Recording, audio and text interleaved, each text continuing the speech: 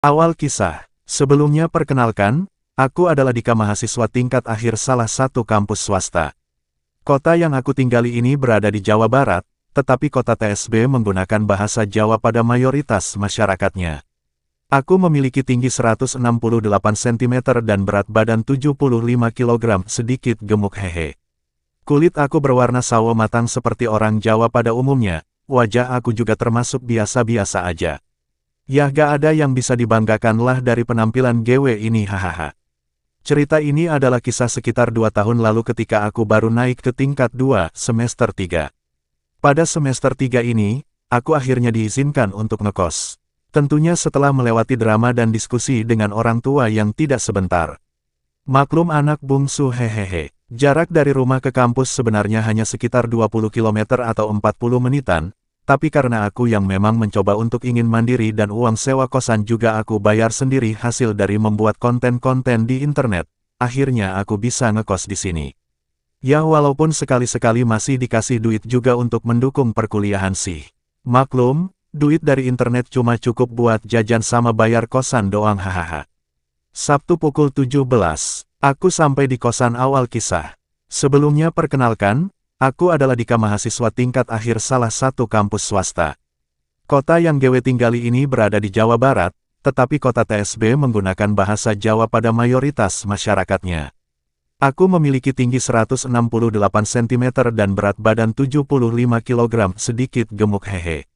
Kulit aku berwarna sawo matang seperti orang Jawa pada umumnya, wajah aku juga termasuk biasa-biasa aja. Yah, gak ada yang bisa dibanggakan lah dari penampilan GW ini, hahaha. Cerita ini adalah kisah sekitar 2 tahun lalu ketika aku baru naik ke tingkat 2, semester 3. Pada semester 3 ini, GW akhirnya diizinkan untuk ngekos. Tentunya setelah melewati drama dan diskusi dengan orang tua yang tidak sebentar. Maklum anak bungsu, hehehe. Jarak dari rumah ke kampus sebenarnya hanya sekitar 20 km atau 40 menitan, tapi karena GW yang memang mencoba untuk ingin mandiri dan uang sewa kosan juga aku bayar sendiri hasil dari membuat konten-konten di internet, akhirnya GW bisa ngekos di sini. Ya, walaupun sekali-sekali masih dikasih duit juga untuk mendukung perkuliahan sih. Maklum, duit dari internet cuma cukup buat jajan sama bayar kosan doang, hahaha. Sabtu pukul 17, aku sampai di kosan dengan menggunakan mobil bokap GW untuk memindahkan baju-baju dan beberapa barang punya aku untuk di kosan. Karena bokap aku gak ada keperluan dan beberapa hari sebelumnya aku udah bayar sewa lalu diberi kunci kamar yang udah aku pilih, akhirnya GW kesini menggunakan mobil bokap GW itu sendirian. Sengaja kok sendirian biar gak ngerepotin kedua ortu aku, hehe. Engan menggunakan mobil bokap GW untuk memindahkan baju-baju dan beberapa barang punya aku untuk di kosan. Karena bokap aku gak ada keperluan dan beberapa hari sebelumnya aku udah bayar sewa lalu diberi kunci kamar yang udah aku pilih, akhirnya GW kesini menggunakan mobil bokap GW itu sendirian. Sengaja kok sendirian biar gak ngerepotin kedua ortu aku, hehe. Setelah memarkirkan mobil, GW mulai memindahkan barang-barang ke kamar.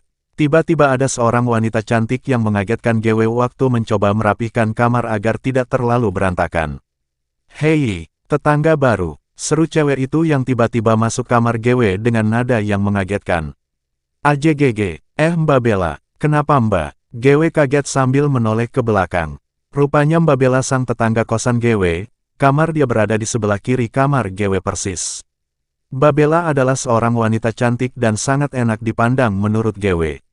Walaupun dia tidak terlalu tinggi, hanya 158 cm, tapi karena wajahnya yang cantik dan memiliki kulit kuning langsat yang mulus, juga payudaranya yang berukuran 36 cm membuat dia jadi sorotan oleh laki-laki yang melihatnya. Rambut dia yang hanya sebahu dan ditambah poninya membuat dia terlihat lucu.